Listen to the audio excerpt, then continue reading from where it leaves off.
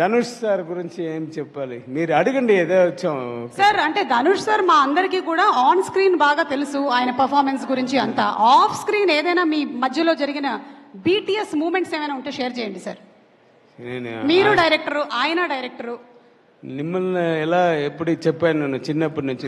ఆయన చిన్నప్పటి నుంచి నాకు తెలుసు ఆయన చిన్నప్పటి నుంచి.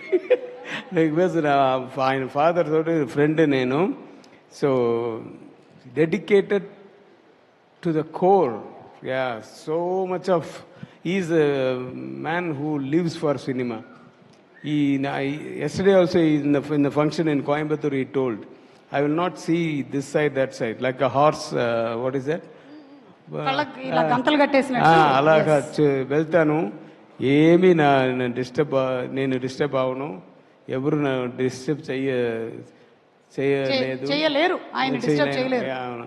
సో అలాంటి వాళ్ళు ఈ పిక్చర్లో ఆయన ఫాదర్గా నేను చేశాను.